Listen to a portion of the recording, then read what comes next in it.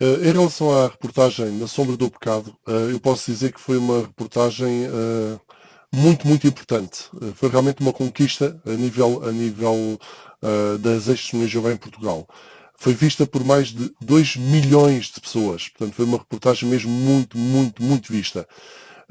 E como é que ela aconteceu? Eu, na altura, fazia parte do Fórum Ex-Testemunhas de Jeová, com o qual eu colaborava, participava ativamente, e andávamos à procura de jornalistas que tivessem interesse em falar sobre as testemunhas de Jeová, em expor a organização, mas a nível de meios televisivos. Porque nós já havíamos, em 2012, conseguido uma grande reportagem a nível escrita na revista portuguesa Sábado. Também foi muito divulgada, foi uma verdadeira bomba e também foi um dos números mais vendidos de sempre, em que na capa era mesmo sobre as testemunhas de Jeová. Era um artigo de capa. E foi realmente, teve muito sucesso, foi muito falado. Pronto, mas agora queríamos uma coisa com mais profundidade a nível televisivo, que nunca tinha sido feito. Andávamos a tentar contactar vários jornalistas, tanto eu como os colegas do fórum, e eu, através de um amigo meu, que é jornalista, num jornal bastante conhecido em Portugal, consegui o contacto da Ana Leal. E escrevi-lhe um mail, pronto, a expor a situação das testemunhas de Jeová, os casos de abuso sexual, de encobrimento de abuso sexual no mundo, e o escândalo que isso está a provocar, a questão do sangue, etc, etc. Pronto, fazendo um resumo do assunto de forma a criar interesse.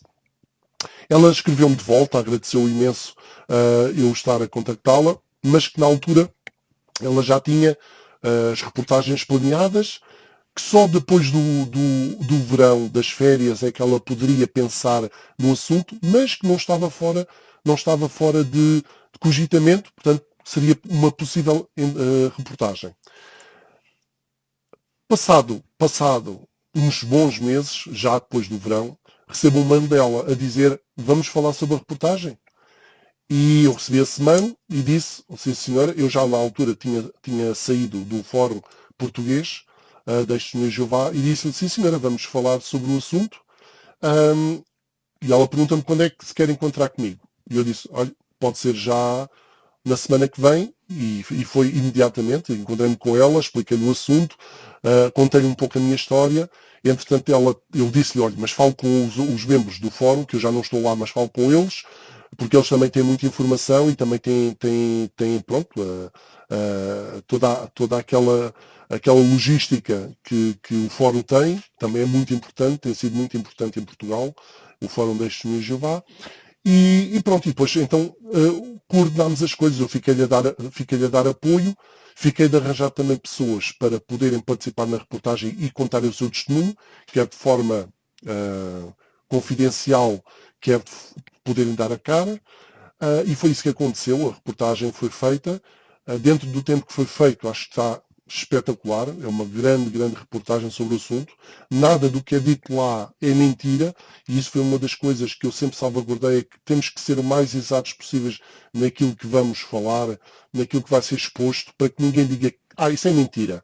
É claro que muitas testemunhas de Jeová acabam sempre por dizer que é mentira. Muita coisa. Mas quando se vai analisar na prática, sabe-se perfeitamente que é verdade. E elas também sabem que é verdade. Mas pronto, elas são mentalizadas a esconder certas coisas para não parecerem ridículas, não é? É o treinamento que todos nós recebemos. É a chamada guerra teocrática. Mesmo que seja verdade, a gente diz que é mentira.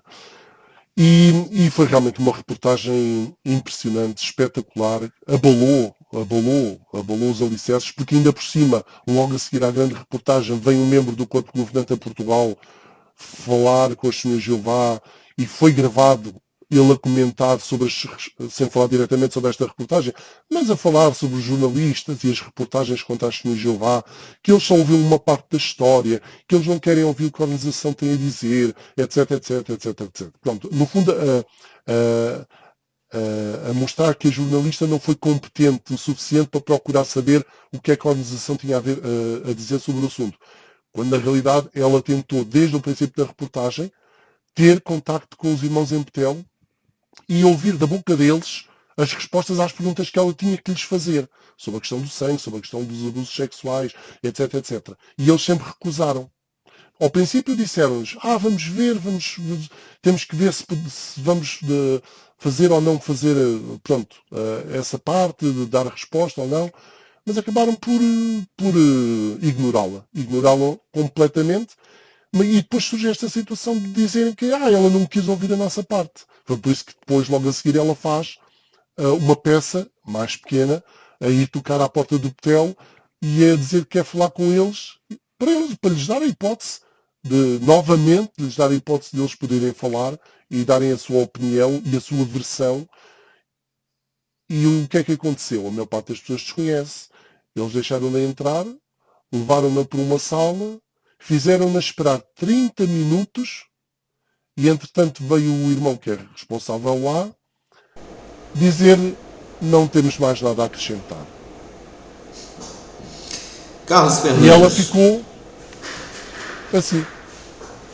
Então quer dizer que em Portugal as testemunhas de Jeová foram instruídas pelo corpo governante, inclusive pelo membro do corpo governante que visitou as testemunhas de Jeová em uma ocasião especial em Portugal. As testemunhas de Jeová foram orientadas ali a enterrar a cabeça na areia. Completamente. Eles próprios disseram que queriam deixar a história morrer. Muito bem. Carlos, você ainda é uma TJ, né? Embora inativa, afastada. Sim. Eu não sei se você assiste ainda a algumas reuniões. Por que você, não. Por que você não se dissociou ainda? É assim, havia várias opções em cima da mesa. Havia a questão de desassociar-me, ou neste caso dissociar-me, ou então simplesmente me afastar juntamente com a família. E falando em família, porque isto é uma decisão que deve ser feita em família, a opção para não criar uma situação de constrangimento, até mesmo de pressão sobre os nossos familiares que ainda são testemunhas de Jeová, optámos por não nos dissociarmos, mas simplesmente nos afastarmos. Não foi tanto por nós, porque para nós já não nos diz nada, mas foi para que depois os nossos familiares não fossem pressionados a cortar as relações connosco. E nós sabemos que isso iria os magoar muito. Portanto, preferimos fazer assim. Muito bem. E nós sabemos que tem muitas testemunhas de Jeová que estão descobrindo a verdade. Elas estão acessando materiais de ex-testemunha de Jeová na internet, inclusive materiais que você produziu, que muitos ex-testemunhas de Jeová da dissidência produziram, colocaram nas redes sociais, em vídeos do YouTube. E estas pessoas, testemunhas de Jeová ativas ou inativas, desassociadas, elas estão acessando estas matérias, estão descobrindo toda a sujeira por trás e elas ficam muitas vezes sem saber o que fazer. Eu recebo e-mails de pessoas nesta situação, recebo mensagens pelas redes sociais e dou alguns conselhos para elas. E você, qual o conselho que você dá para uma TJ, uma testemunha de Jeová que tem parentes e amigos na seita, mas que já descobriu a farsa? Qual o conselho que você dá para uma pessoa dessa? É uma situação muito complicada e muito pessoal. O conselho que eu dou é, caso a pessoa não queira criar uma situação de confrontação, nem com a organização por meio dos anciãos, nem com os seus familiares, que eles vão ser forçados a tomar uma posição, porque mesmo que eles quisessem manter a ligação com a pessoa, na congregação vai-lhes cair tudo em cima, como se costuma dizer. Portanto, vão ser pressionados ao máximo para cortar relações com a pessoa. Eu normalmente costumo aconselhar a pessoa a se afastar. Eu acho que esse é o passo mais sensato para, ao mesmo tempo que corta o vínculo, não corta totalmente, mas pronto, pelo menos deixa de viver aquela realidade, torna-se menos doloroso. É claro que se a pessoa tiver convicção de que quer cortar de vez, não quer continuar ligada à religião de alguma forma, então a pessoa tem que tomar essa opção, mas isso é uma opção que é muito pessoal. É a mais dolorosa, mas pronto, há quem opte por essa situação. Mas o meu conselho sempre é tentar ir pela parte menos dolorosa, que é um afastamento. Alegar desânimo, alegar depressão, alegar cansaço, pronto, alegar qualquer coisa que faça com que eles lhe deem um tempo suficiente para ela se manter afastada sem ninguém a chatear. Essa é a minha posição. Penso que é a posição menos dolorosa do ponto de vista emocional. Mas depois cada um sabe de si, não é? Muito bem. As testemunhas de Jeová, Carlos Fernandes, elas possuem uma regra chamada desassociação, que já mencionamos aqui por alto. Sim, sim. E é uma regra que tem afastado famílias, que tem separado pais, filhos, maridos, esposas, amigos de longa data.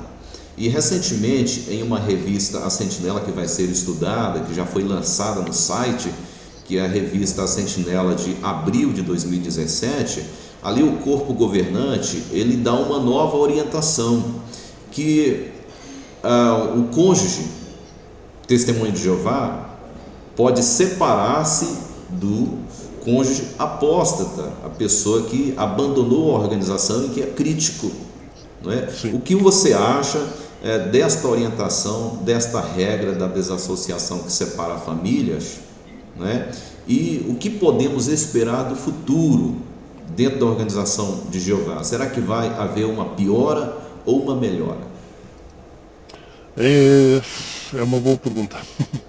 É assim, há muitas opiniões sobre isso. Já houve opiniões de que ia haver um abrandamento das regras, mas eu acho que o caminho que a organização está a tomar é um caminho de desespero.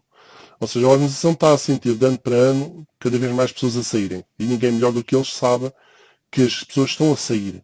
Estão a sair quer de forma direta, por se dissociarem, por descobrirem aquilo que a organização tem feito e fez no passado e os ensinos falsos, doutrinas, etc., como afastando-se sem dar cavaco a ninguém, como se costuma dizer. Portanto, sem entrar em confronto, mas afastando-se. No fundo, aquilo que eu fiz. O que é que acontece? Eu acho que ela não vai abrandar. Eu acho que tudo indica, segundo os passos que a organização tem tomado, é que ela está a apertar o cerco. Ela está desesperada e sabe.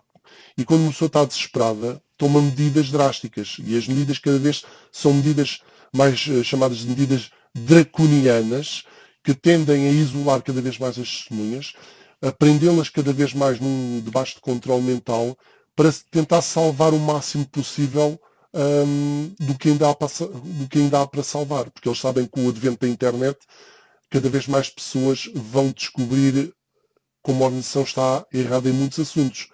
E isso é algo que não se consegue controlar, porque a pessoa no celular, ela pode acessar a tudo e mais alguma coisa, pode ler tudo e mais alguma coisa. Não há nenhum ancião que ande atrás da pessoa em casa a ver o que ela está a ver ou a deixar de ver. E eles sabem que mais cedo ou mais tarde, todas as pessoas, todas as testemunhas, vão se confrontar com os chamados apóstatas. Seja por matéria escrita, matéria vista em reportagens, seja o que for. Portanto, eles sabem que esse bichinho vai ficar lá. E a certa altura vai abrir, vai sair e vai. Espera lá. Aquilo que ele disse, afinal, é assim, assim, assim, assim. Afinal, ele tinha razão. Ou, por exemplo, eu dou agora, posso falar a questão do encobrimento de abusos sexuais. Há muitas testemunhas de Jeová que dizem: isso são casos isolados. Isso a organização expulsa as pessoas que praticam esses casos. Não fica lá ninguém. Não, isso é tudo mentira. O problema é que quando começam a surgir notícias, cada vez mais, com mais frequência, a demonstrar que isso não é assim, que há realmente um encobrimento de abusos sexuais de crianças, que a organização tem políticas que acabam por prejudicar as crianças e acabam por proteger aqueles que deviam ser expulsos e entregues às autoridades. E isso aconteceu recentemente no caso da Austrália. O caso australiano, da Comissão, o que aconteceu foi isso. Quando veio a público e rebentou essa bomba, também passou cá em Portugal, nas televisões, houve muitas testemunhas de Jeová que ficaram chocados. Não estavam à espera. Porquê? Porque a ideia que têm é que não, a organização não esconde nada, a organização diz tudo, a organização protege as crianças, a organização tem nos seus melhores interesses. Não, ela tem o seu nome, ela quer preservar o seu nome. Acima de tudo. As pessoas são números. O que interessa é a organização, porque a organização é que é a coisa mais importante. Não é?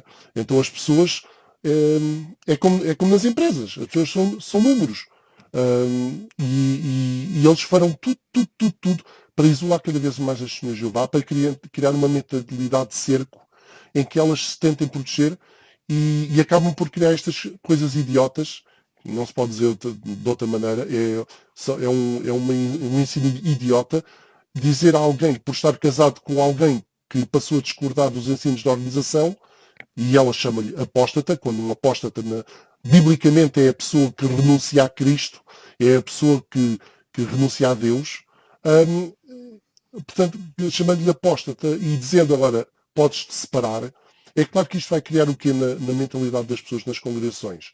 Quando souberem que alguém está casado com alguém que é apóstata, os irmãos vão começar a chegar ao pé do irmão ou da irmã e dizer: Joaquim, Manel, Luís, olha, se calhar o melhor é que tens a fazer é separar-te, porque a tua esposa ou o teu marido é apóstata. E aí começa a pressão do grupo, começa a pressão, não é? Que faz com que as pessoas comecem a, se calhar nunca lhes passou isso pela cabeça, mas depois começam a sentir-se tão pressionadas e as coisas são sempre postas como sendo a lealdade a Deus. Portanto, a pessoa é colocada numa situação, ou és leal a Deus, ou és leal ao teu marido, ou à tua esposa, como no caso que é posta a questão da desassociação. Agora já dão um passo à frente, já não é só apenas o desassociado, é também o apóstata. Pronto, é assim, é um controle mental em força. Sim. Você tocou no assunto agora há pouco, então acho que dá para nós falarmos um pouquinho. No ano de 2015, uma comissão formada na Austrália, a Comissão Real Australiana, tratou de abusos sexuais de crianças em instituições religiosas. Foi formada uma comissão, tá, pelo governo para tratar destes assuntos em instituições religiosas. E seculares. E seculares também. E seculares, exatamente, como a Igreja Católica. Né, outras... Não. Não só instituições religiosas, mas também instituições seculares, como escolas, infantários, coisas que não tinham nada a ver com religião. Portanto, era todos os organismos públicos ou privados que tivessem contacto direto com crianças.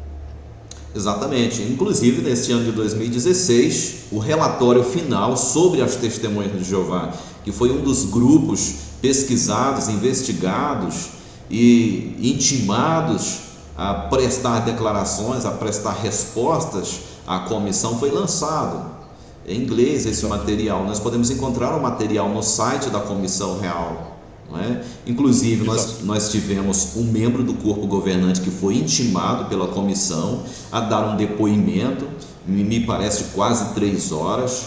Esse depoimento caiu na rede, causou repercussão entre as testemunhas de Jeová, entre ex-testemunhas de Jeová, abalou o mundo, pode-se assim dizer, por causa do descobrimento, do acobertamento de mais de 1.006 pedófilos na Austrália, né? Sim. Como foi a repercussão aí no meio das testemunhas de Jeová e entre a dissidência em Portugal, na Europa? Como eu disse há bocadinho, foi realmente uma bomba. Aqui há uns anos atrás já tinha-se dado num canal de notícias português, que é SIC Notícias, uma grande reportagem da cadeia britânica BBC, que é um programa chamado Panorama. E ele passou uma grande reportagem na altura, ainda eu era servo ministerial, chamava-se Sofrem as Criancinhas. E era realmente sobre a questão dos abusos sexuais dentro da Organização das Testemunhas de Jeová e o seu encobrimento. O que é que acontece? Na altura, claro que foi uma bomba, foi um escândalo. Muitos irmãos vinham ter connosco a perguntar: olha, irmão, mas aquilo é mesmo verdade? Aquilo acontece mesmo? Pronto, pode-se imaginar como é que as pessoas se sentiram. Houve irmãos que diziam: não, isto não pode ser verdade, isto só pode ser montagem. Era a forma de racionalizarem uma coisa tão séria e tão grave. É claro que a organização tenta sempre dizer: não liga, isto é matéria apóstata, são notícias apenas para falar mal, são publicidade satânica. Pronto, há muitos argumentos. O que é que acontece? Nesta altura as pessoas já ficaram com aquele bichinho, não é? Já ficaram lá com aquela informação. Acreditassem ou não?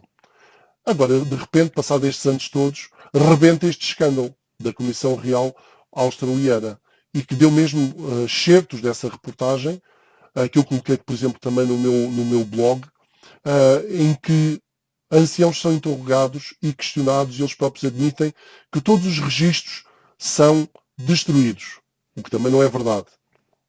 Podem ser destruídos na congregação, mas são enviados relatórios para a organização e lá eles ficam guardados. Portanto, também não é verdade que isso é assim. Mas pronto, o que acontece é que muitos irmãos viram isso e ficaram chocados. Eu tive mesmo, pronto, falando com membros familiares que são testemunhas de Jeová, eles ficaram chocadíssimos com a situação. Chocadíssimos.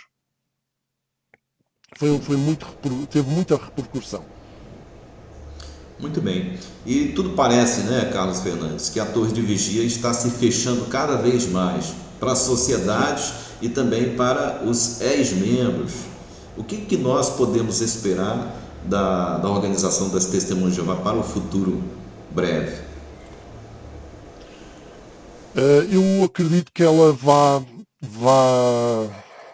vai entrar em algum tipo de processo de implosão. Eu acho que vai chegar a um ponto em que eles não vão conseguir aguentar mais a má publicidade que está a acontecer.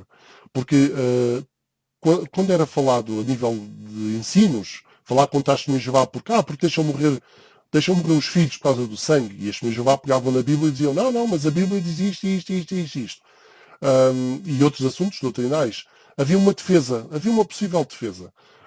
A partir do momento que os escândalos começam a ser ligados a coisas bem sérias, que antes a organização apontava o dedo à Igreja Católica, era rara a despertar e era rara a sentinela que não batia na Igreja Católica porque escondiam padres abusadores, porque mudavam os padres de uma igreja para a outra, porque tinham montes de processos em tribunal por causa de abusos sexuais.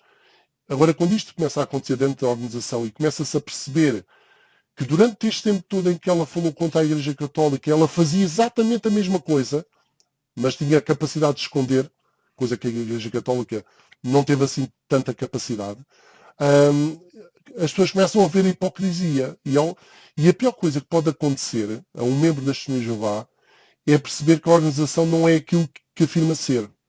Não é a santidade que afirma ser, não é a pureza que... A partir do momento que uma Testemunha de Jeová, e isso aconteceu comigo, a partir do momento que uma Testemunha de Jeová percebe ou deixa de confiar nos líderes, no chamado corpo governante,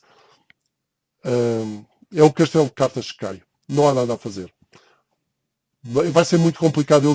É como uma barragem. Eu comparo a organização das Testemunhas de Jeová, a Torre Vigia, é uma barragem que está cheia de fissuras. O problema é quando a barragem começa a ter fissuras. Mais cedo ou mais tarde elas vão rebentar. E quando rebentar, vai ser água por todo lado. Não há hipótese de parar uma barragem depois dela explodir, dela começar a deixar sair a água toda. E é o que está a acontecer, porque os ataques, entre aspas, as exposições são tantas, que mesmo aquela Testemunha de Jeová que antes não acreditava na possibilidade da organização estar envolvida em certas coisas, ela vai chegar à conclusão que não há maneira de negar, quer dizer, os factos são os factos. É isso mesmo. Muito bem.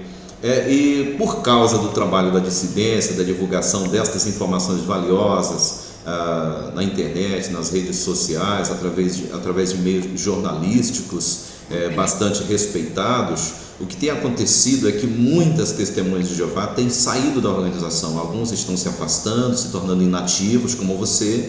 Outros se dissociaram, outros foram desassociados porque expuseram abertamente os seus conceitos quanto às doutrinas e às regras, não é? E muitas destas pessoas, pessoas iguais a você, elas têm o desejo de ajudar, de fazer algo para que estes erros, estas incongruências, estas mentiras da Torre de Vigia venham à tona. E, na sua opinião, o que alguém pode fazer para ajudar a dissidência mundial de língua portuguesa, aqui no Brasil, em Portugal, em Angola e outros países que falam português, para divulgar esta face negra da sociedade Torre de Vigia e ajudar membros, amigos, parentes que estão lá na organização, bem como pessoas que eles não conhecem? É assim, depende dos casos. É claro que se for uma pessoa que se tenha dissociado, ela mais abertamente pode expor o assunto, como por exemplo o teu caso. Tu abertamente dás a cara, falas, se tiveres membros de familiares tens a capacidade de falar com eles abertamente e expor o assunto, enquanto que aquele membro que simplesmente se afastou e que não deseja ser conhecido como um opositor das Testemunhas de Jeová, não tem essa margem de liberdade para o fazer.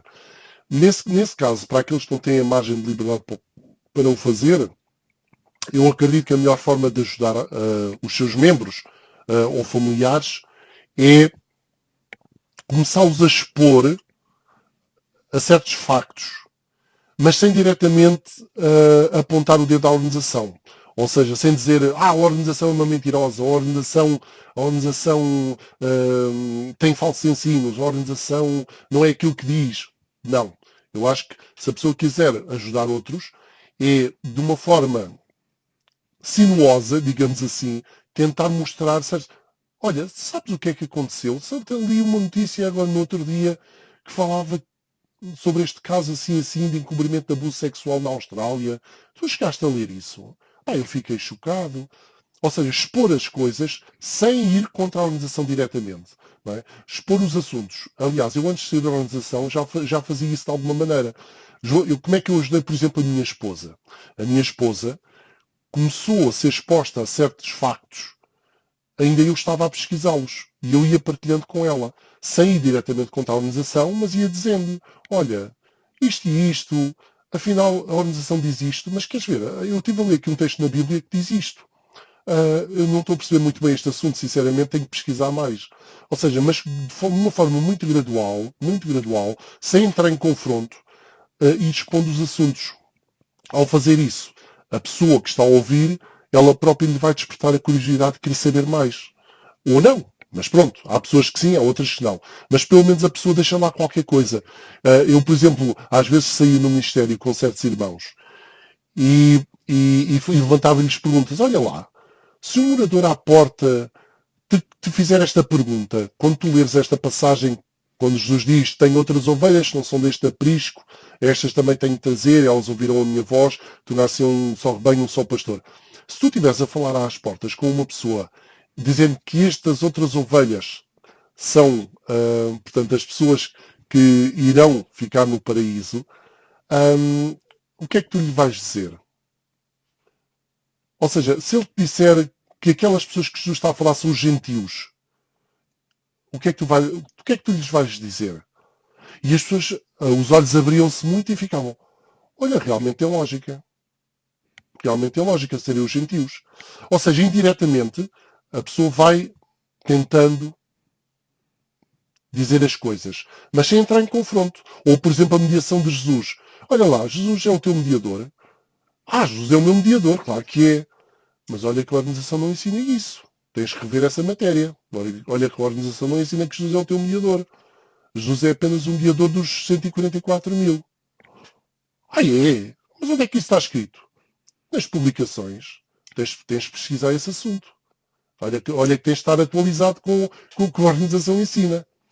Portanto, e este tipo de coisas, as próprias pessoas depois vão, se tiverem esse desejo, vão acabar por ir pesquisar e vão elas próprias começar a querer saber o que é que a organização diz, e se tiverem um bocadinho de cabeça vão começar a perceber que realmente há coisas que não estão de acordo com aquilo que a Bíblia diz. Por exemplo, um exemplo engraçado, Judas Iscariotes esteve ou não esteve durante a refeição noturna do Senhor, quando Jesus celebra com os discípulos a sua última refeição, em que parte o pão, dá aos seus discípulos, pega no vinho, dá aos seus discípulos. Judas participou ou não participou dessa comemoração? As senhoras já vai dizer, não, ele já tinha saído, já não estava lá, Jesus já o tinha dispensado. É? E isto aconteceu-me. Então abre lá aí a Bíblia, em Lucas, e lê lá o que é que diz aí. As pessoas iam lá, liam e ficavam, até tinham que ler 2 vezes. Porque Lucas diz claramente que só depois de Jesus dar o pão e dar o vinho é que diz, eis que o que me trai está comigo à mesa. E se nós formos comparar com os outros evangelhos, nenhum deles contradiz essa declaração. Apenas um ou outro diz que Judas saiu. mas não diz quando. Ora, se Lucas taxativamente diz que ele estava na refeição, vamos acreditar no quê? No que a organização diz ou no que a Bíblia diz? Isso mesmo, né? Então quer dizer, a pessoa que já descobriu a verdade sobre a verdade, como você mencionou aí, deve utilizar meios apropriados, com muito cuidado, com discrição, para mostrar à pessoa, né, algumas coisas que ela ainda não consegue ver, não é? Abrir os olhos destas pessoas, mas com muita discrição, né? Porque nós sabemos que as testemunhas de Jeová, elas têm um gatilho que é disparado toda vez que alguém critica, quando surge uma crítica, o membro da organização das testemunhas de Jeová, ele entende como uma ideia apóstata, um ataque, um ataque contra a organização, contra o próprio Jeová, não é? Algo de Satanás, um diabo. Então, por isso deve-se tomar bastante cuidado. Bem, Carlos, nós gostaríamos de agradecer muito a você pela oportunidade que tivemos de fazer essa entrevista e fazer tantas perguntas, e também obtivemos respostas satisfatórias. Com certeza aprendemos muito, obtivemos muita informação de você. Gostaríamos de fazer em outra ocasião uma outra entrevista sobre alguns assuntos que não foram abordados nessa entrevista, tá? E deixamos aqui aberto agora o espaço para você dar o seu recado ou falar um pouco com as pessoas que irão assistir essa entrevista aqui no Brasil, em Portugal, em Angola, em outros lugares do planeta. Mais uma vez quero agradecer a oportunidade que me dás de poder falar um pouco sobre a minha experiência. A minha experiência não é uma experiência assim tão diferente de milhares e milhares de experiências ao redor do mundo. Aliás, a tua própria experiência é prova disso. O que eu apelo a quem nos está a ouvir, seja ele testemunha de Jeová ou apenas um estudante da Bíblia, é acima de tudo que não aceite as coisas simplesmente porque alguém que afirma ter autoridade divina lhe diz. Ele deve sempre ponderar bem se aquilo que está a ser dito está de acordo com a Bíblia ou não. Não apenas por ler aquilo que a organização publica, mas contrastar e contrapor isso com o que outras fontes de informação religiosa dizem. Porque se a pessoa tiver mais do que uma opinião, ela pode tentar perceber, ou consegue melhor perceber, se aquilo que está a ser dito é verdadeiro ou falso. Isso é muito importante. Posso também dizer que a organização, infelizmente, usa muitas técnicas, e tu próprios já falaste sobre isso nos teus vídeos e naquilo que tens publicado, usa muitas técnicas de controle mental. Ou seja, usa muitas formas de manipular a informação e de manipular as pessoas de forma a levá-las a uma determinada conclusão. Leva as pessoas a se tornarem escravos de homens. Elas não são escravos de Deus, embora acreditem que são escravos de Deus, mas tornam-se escravos de homens, trabalhando cegamente para homens, e acabam por deixar de serem pessoas espirituais para passarem a ser quase como que empregados de uma organização ou de uma empresa multinacional religiosa. Aliás, uma coisa que eu comparo as congregações das Testemunhas de Jeová é, por exemplo, a franchisings. Um franchising o que é? No fundo é uma empresa que depende de uma... Exatamente, em Portugal é o franchising, franquia. É uma empresa que depende da casa-mãe, digamos assim, e todas as coisas que ela faz, tudo aquilo que ela vende, tem que ser proveniente da casa-mãe, tem que ser segundo as regras da casa-mãe. Nada do que ela tem de publicidade, de formas de vender, etc. Ou seja, tem que seguir toda a cartilha da casa-mãe. As congregações das Testemunhas de Jeová são exatamente isso. São franchisings de uma organização religiosa multinacional que impõe aquilo que pode ser dito, como dito e a que horas é dito, etc, etc. Portanto, é tudo muito controlado, muito, muito, muito rígido, e existe muito pouca liberdade. Aliás, isso viu-se, por exemplo, quando se diminuiu os discursos públicos de 45 minutos para 30 minutos, e a pessoa quase que só se pode agarrar ao papel que a organização fornece.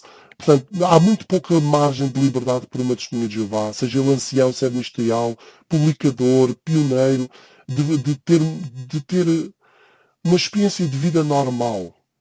As pessoas têm que viver apenas para aquilo e têm que viver aquilo de uma forma muito, muito intensa. Como dizia certa pessoa, enquanto nós acreditamos nisso, pode ser custoso, mas nós conseguimos fazê-lo.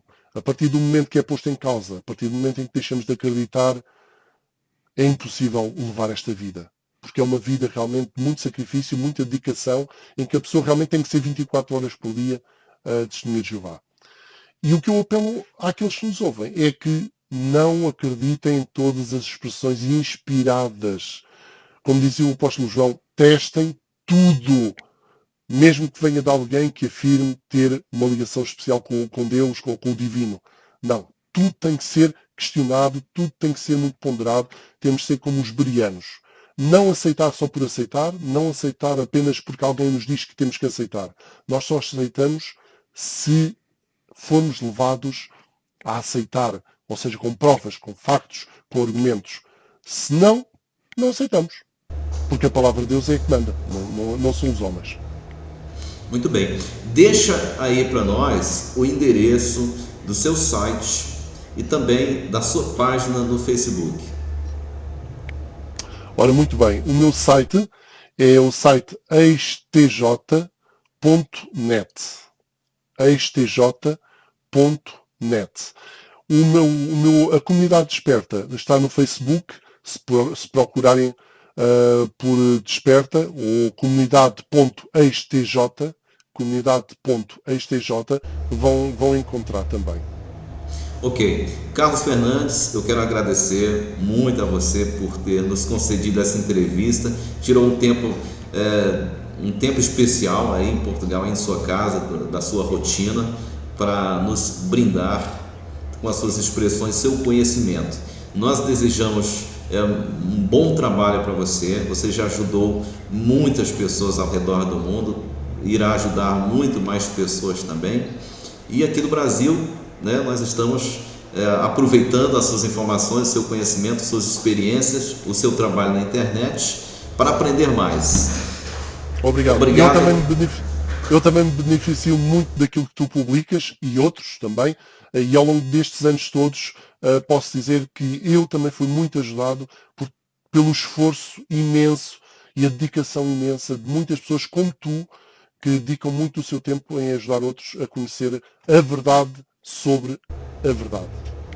É isso aí. Pessoal, nós estamos terminando aqui a entrevista com Carlos Fernandes, ex-testemunha de Jeová. Ele é inativo, foi ancião, conhece a organização a fundo, tem pesquisado bastante, tem colocado na internet muito material útil, muito material valiosíssimo.